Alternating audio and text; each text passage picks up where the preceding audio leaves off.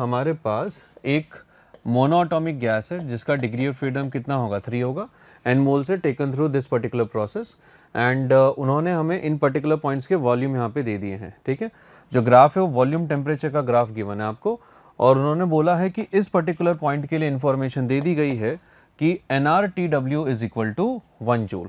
ठीक, एकदम स्टैंडर्ड सा सवाल पूछा ये है कि if the amount of heat absorbed by the gas along path XY, तो XY में जो हीट चाहिए अपने को, आप ये देखिए कि volume is directly proportional to temperature, क्योंकि ये वाली लाइन ओरिजिन से पास हो रही है, तो मतलब ये आइसोबारिक प्रोसेस है।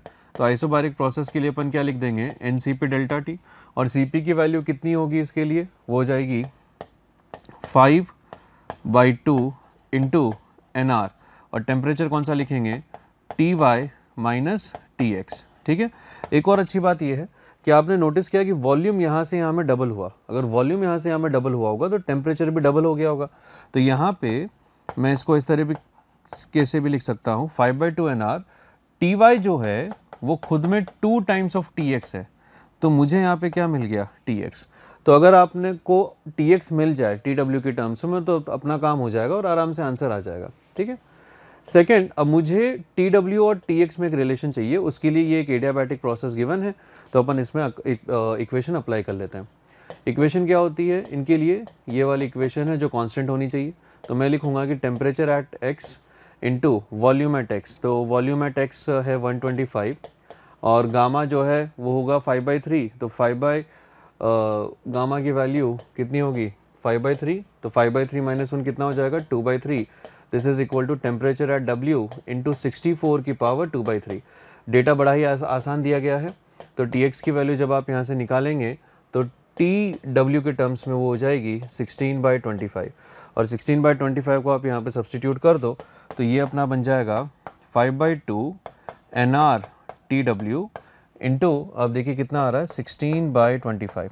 ठीक है, तो 5 से 5 कैंसिल, ये बन जाएगा 8/5, मतलब 1.6 अपना आंसर आ जाएगा। ठीक है, बड़ा ही आसान सा सवाल था, फिर भी मतलब मैं इसको मॉडरेट कैटेगरी में रख रहा हूँ क्योंकि इन्फॉर्मेशन थोड़ी सी ज़्यादा है, क्वेश्चन थोड़ा सा बड़ा लगता है, पर क्वेश्चन आसान ही था।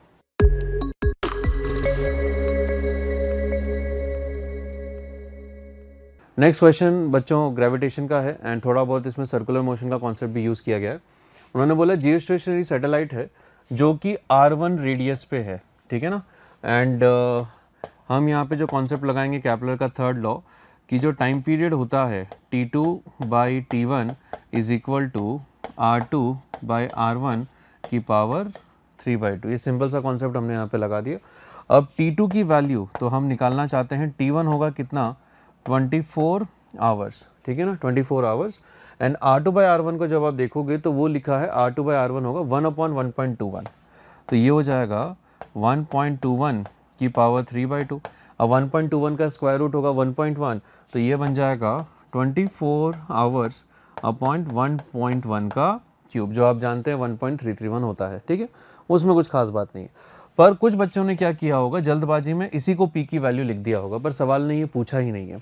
सवाल ने ये पूछा है कि यहाँ पे जो दोनों सैटेलाइट्स हैं, जैसे मान लीजिए अगर ये छोटी सी अपनी अर्थ है, ये जियो स्टेशनरी ऑर्बिट को मैं इधर बना देता हूँ कि ये है जियो स्टेशनरी ऑर्बिट जिसका टाइम पीरियड 24 आवर्स है T1, एंड ये वाला जो ऑर्बिट है वो उससे कुछ 10% 11% कम है, तो उसको अपन ने R2 बोल दिया। ठीक है, ये हो गया R2। अब ये जो दोनों सैटेलाइट्स हैं, ये दोनों सैटेलाइट्स एक दूसरे के अपोजिट घूम रही हैं। ठीक है बच्चों, ये एक दूसरे के अपोजिट घूम रही है। अगर ये एक दूसरे के अपोजिट घूम रही है तो ध्यान रखो, इन्होंने एंगुलर वेलोसिटी नहीं पूछी है एक सैटेलाइट के दूसरे सैटेलाइट के रिस्पेक्ट में, समझना बात को, एंगुलर वेलोसिटी नहीं पूछी है। वो अगर पूछी होती तो इनको बताना पड़ता कि किन दोनों पोजीशन पे सैटेलाइट है, तब जाके एंगुलर वेलोसिटी निकाल पाएंगे। तो यहाँ पे एंगुलर वेलोसिटी नहीं पूछी गई है, यहाँ पे उन्होंने सीधा सीधा क्या पूछा है कि दो हैं, एक के रिस्पेक्ट में दूसरे का टाइम पीरियड कितना होगा। बात समझ में आ गई? तो मतलब अपन इसको ऐसा बोल सकते हैं कि ये वापस एक दूसरे को कब क्रॉस कर जाएंगे। ठीक है, जो क्वेश्चन की लैंग्वेज उसके लिए चमकता है कि ये दोनों वापस अर्थ के सेंटर के साथ तीनों कब कोलिनियर हो जाएंगे, वो वाला टाइम पीरियड हम अगर निकालें तो ये वाला क्वेश्चन, अगर ये ω1 है, ये ω2 है, सर्कुलर मोशन में कराया जाता है, और ये जो डेल्टा टी टाइम पीरियड निकल के आता है बच्चों, ये आता है अपने पास 2π ω1 + ω2, जिसको हम ऐसे भी लिख सकते हैं 1/1/T1 + 1/T2। ठीक है, इसको आप अगर सॉल्व करेंगे तो ये बन जाएगा 1/1/T1। T1 जो है वो अपना 24 आवर्स है, तो वो एज इट इज़ आ जाएगा। ठीक है, और दूसरा जो है वो होगा T2, तो 1/T2 हो जाएगा 1.331/24 आवर्स।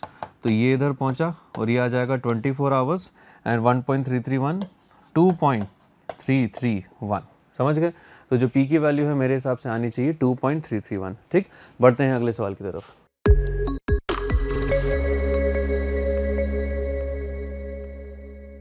नेक्स्ट क्वेश्चन बड़ा ही आसान सा क्वेश्चन है, 2 इक्वेशन का गेम है और आराम से हो जाएगा। इन्होंने क्वेश्चन तो आपने पढ़ ही लिया होगा, फटाफट से इसके सोल्यूशन को देख लेते हैं। तो पहली इक्वेशन जो हम यहाँ पे लिखेंगे बच्चों वो होगी फ्री बॉडी डायग्राम। अब फ्री बॉडी डायग्राम में हमने बना लिया इसका पिस्टन, ये रहा भाई साहब पिस्टन। ठीक है, इधर जो प्रेशर होगा उसको P1 मान लेते हैं, इधर P2 मान लेते हैं, और स्प्रिंग जो है वो इनिशियली नेचुरल लेंथ पे नहीं है, तो वो कुछ एलोंगेटेड है या कंप्रेस्ड है, उसके लिए डेटा दिया गया, तो देख लेते हैं। तो स्प्रिंग की जो नेचुरल लेंथ है वो है 12/5। स्प्रिंग की नेचुरल लेंथ आपको 12/5 दिख रही है। ठीक है, और जो L/2 है, क्योंकि ये यहाँ से L/2 डिस्टेंस दे दिया गया है। ठीक है, ये वाला डिस्टेंस L/2 है, तो मैं जानता हूँ कि L/2 बड़ा है, तो जो स्प्रिंग है वो खिंची हुई है। स्प्रिंग अगर खिंची हुई होगी तो उसका फोर्स लगेगा इधर, तो ये आ जाएगा स्प्रिंग फोर्स, यहाँ से P1 इंटू एरिया और यहाँ से आ जाएगा P2 इंटू एरिया। स्मूथ है तो बाकी और कोई चीज़ चिंता नहीं है। तो यहाँ पे मैं लिख दूंगा इक्वेशन कि P1 माइनस K/A, और ये हो जाएगा बच्चों L/2 माइनस 2L/5। स्प्रिंग का फोर्स पुलिंग फोर्स आएगा and that should be equal to P2। ठीक है, P2, तो यहाँ से एक इक्वेशन आपको क्या मिल जाएगी। अच्छा, सवाल ने पूछा है P2 राइट कंपार्टमेंट। अगर सवाल ने P2 पूछा है मतलब मुझे P1 को रिप्लेस करना होगा किसी और इक्वेशन में, तो मैं P1 यहीं से निकाल लेता हूँ। तो P1 की वैल्यू आपको दिखेगी P2 प्लस KL/10A। ठीक है भाई, 0.5 माइनस 0.4 0.1 होता है, तो सीधा सीधा आपको मिल गया। ये तो हो गया बच्चों पहली इक्वेशन। दूसरी इक्वेशन हम ये लिखेंगे, उन्होंने ये भी बोला है कि जो कंपार्टमेंट जो पिस्टन है वो एकदम थर्मली कंडक्टिंग है, मूवेबल है, थर्मली कंडक्टिंग है। इसका मतलब जो दोनों का टेम्परेचर होगा T1 वो भी बराबर होगा। तो मैं यहाँ पे लिख सकता हूँ कि P1V1/N1 बराबर P2V2/N2। अब अच्छी बात यह है कि बच्चों की वॉल्यूम तो यहाँ पे बराबर है, तो उसमें तो कोई टेंशन करनी नहीं है। तो P1/N1 बराबर P2/N2 है। P1 की वैल्यू मैं ऑलरेडी यहाँ लिख चुका हूँ, तो ये हो जाएगा P2 plus KL/10A multiplied by जो नंबर ऑफ मोल्स से डिवाइड है। नंबर ऑफ मोल्स इन्होंने दिए आपको 3/2, तो 3/2 इधर आ गया, और this 3/2 should be equal to P2 and जो नंबर ऑफ मोल्स हैं वो कितना है बच्चों, 1 है, 1 गिवन है। तो बस यहाँ देखिए कि इधर जाएगा 3/2, उधर सब्ट्रैक्ट होगा, तो मुझे मिलेगा KL/10A is equal to P2/2। तो यहाँ से 2 से कैंसिल हो जाएगा, तो P2 की वैल्यू आ गई KL/5A। ठीक है, KL/5A, तो 1/5 की वैल्यू निकल के कितनी आ जाएगी बेटा, 0.2, क्योंकि उन्होंने वो अल्फा ही पूछा है। ठीक है, बढ़ते हैं आगे।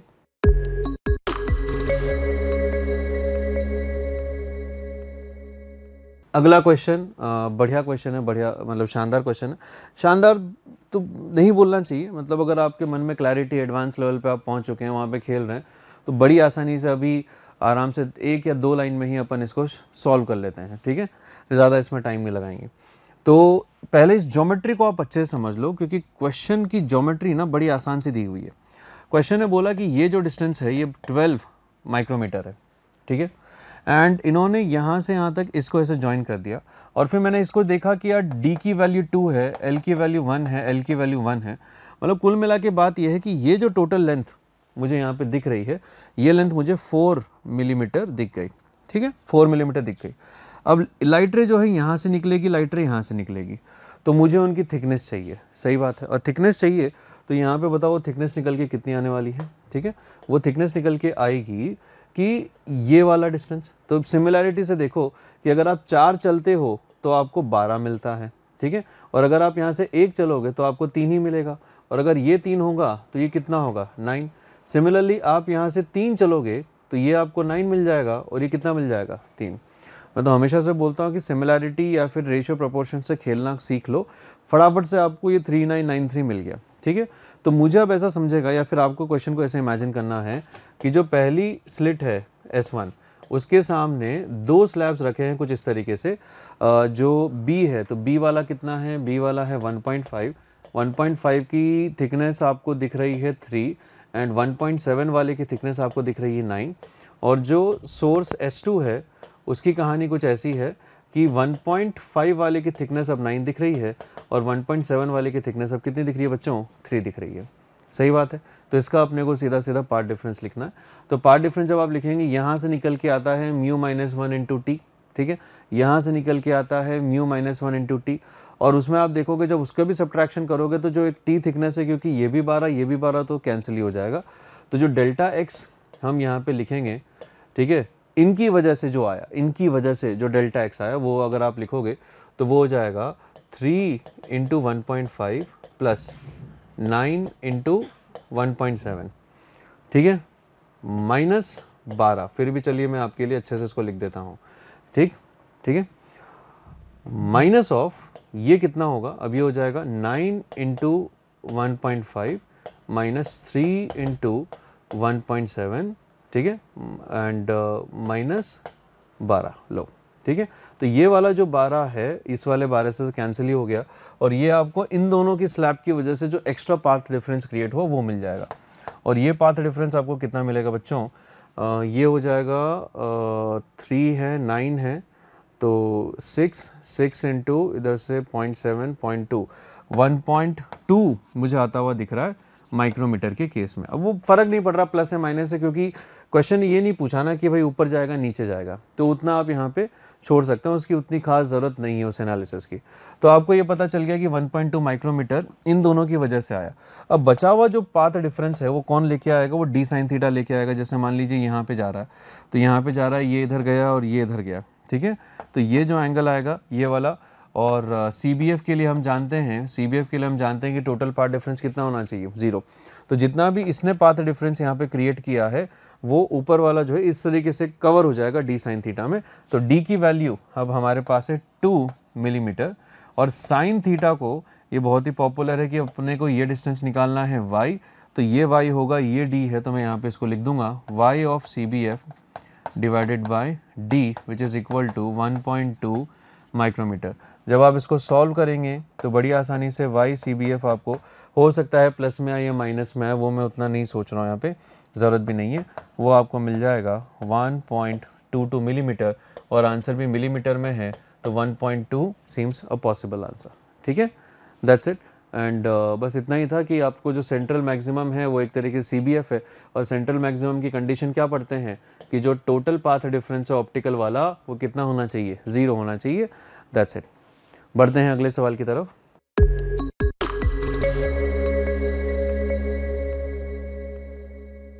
अगला जो सवाल है ये फिर भी थोड़ा सा बढ़िया सवाल है, लगने में लगता है काइनेमैटिक्स का है पर छोटा मोटा रोल यहाँ पे NLM का भी हो रहा है, छोटा मोटा सा रोल है।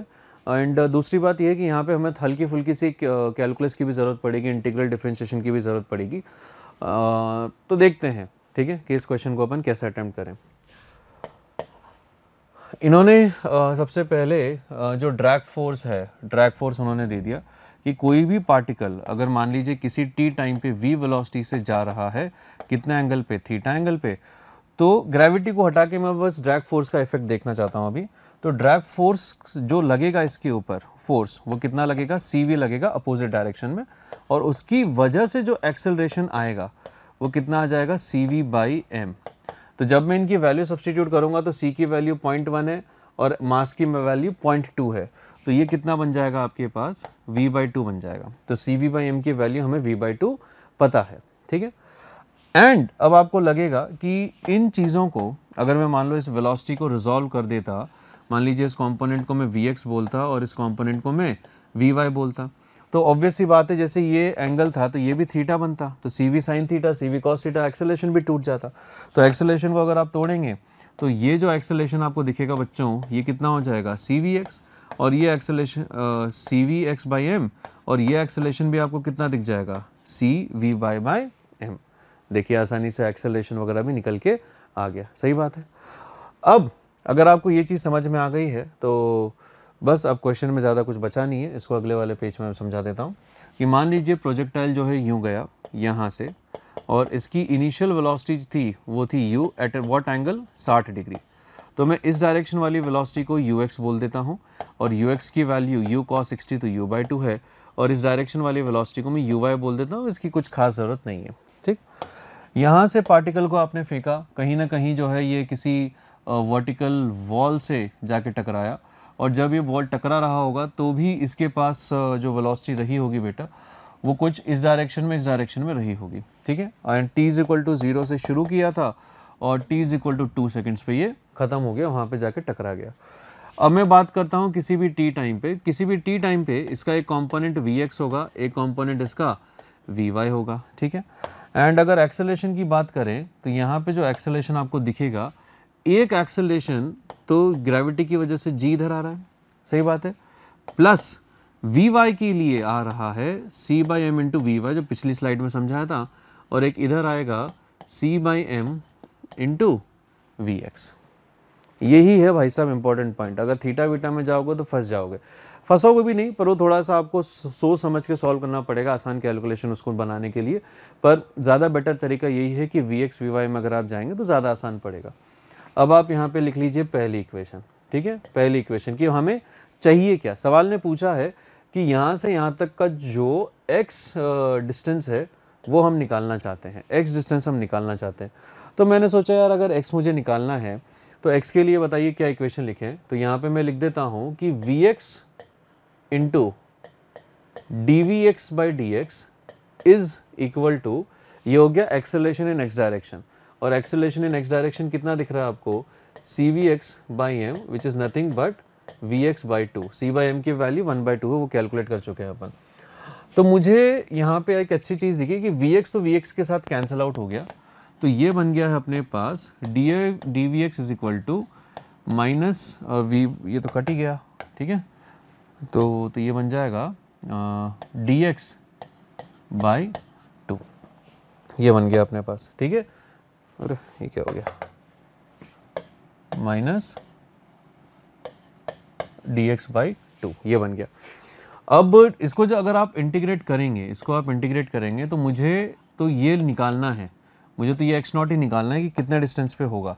पर इधर आपको ये वाली जो फाइनल वेलोसिटी है, ये नहीं पता आपको कि ये कितनी होगी vx। ठीक है, जब वो x0 होगा, और इनिशियल वेलोसिटी तो मैं जानता हूँ कि ux की वैल्यू मैं यहाँ पे निकाल चुका हूँ, कितनी है u/2। ठीक, तो आपको यहाँ से मतलब vx निकालना पड़ेगा तभी x0 आएगा। तो मैंने सोचा यार अब vx की कैलकुलेशन भी कर लेते हैं।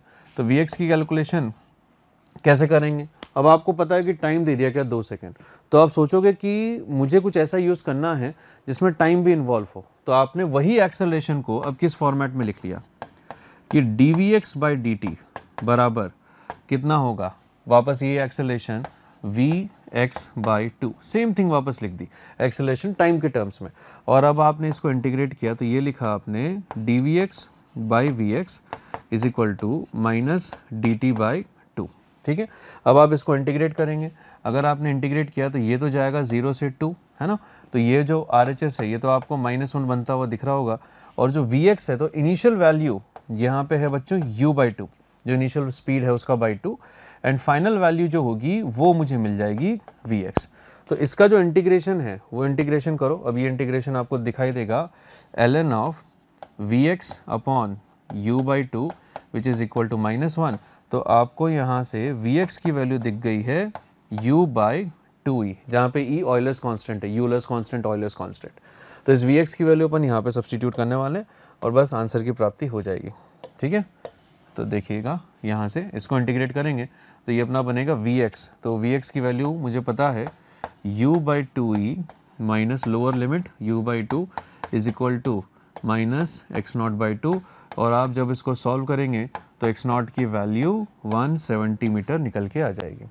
ठीक है, तो इस क्वेश्चन का आंसर जो है बच्चों वो 170 मीटर्स निकल के आता है। आराम से देख लीजिए, क्वेश्चन अच्छा था एंड सीखने को मिला होगा कि क्वेश्चन करने का जो तरीका है यहाँ पे वो मैथमेटिकल सॉल्विंग स्किल्स ज़्यादा मैटर कर रही है rather than knowing the concept, क्योंकि कॉन्सेप्ट आपको पता है, पर अगर आपने इसको ढंग से मतलब ईजीएस्ट स्टेप्स में जो लेके आने का तरीका है वो आपको यहाँ से सीखने को मिलेगा। अपनी मैथमेटिकल स्किल्स को सुधारने का मौका आपको इस क्वेश्चन के द्वारा मिलेगा। ठीक है, बढ़ते हैं अगले सवाल की तरफ।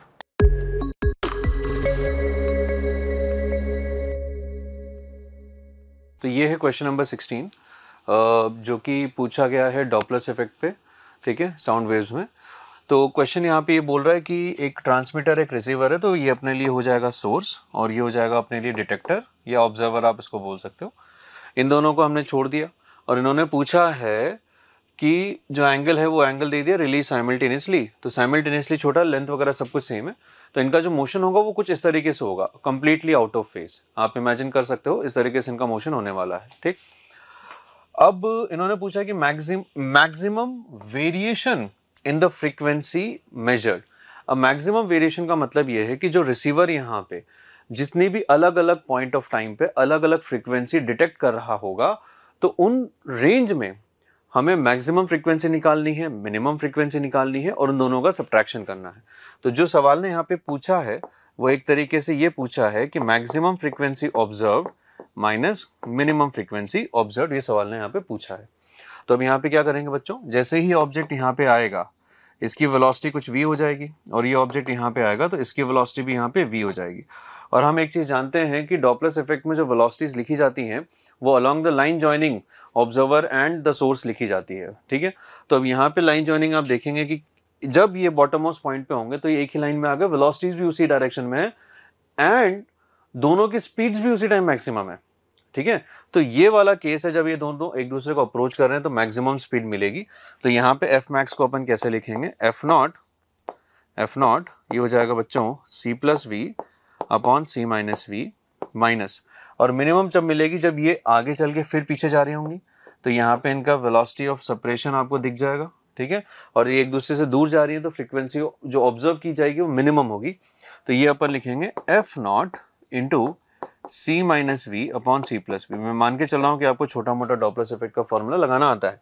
तो जब ये हो जाएगा एफ नॉट, ठीक है, सी प्लस वी का whole square minus c minus v का whole square upon c square minus v square, ये आपके पास बन गया, which will be equal to, तो ये हो जाएगा बच्चों f naught into 4cv upon c square minus v square.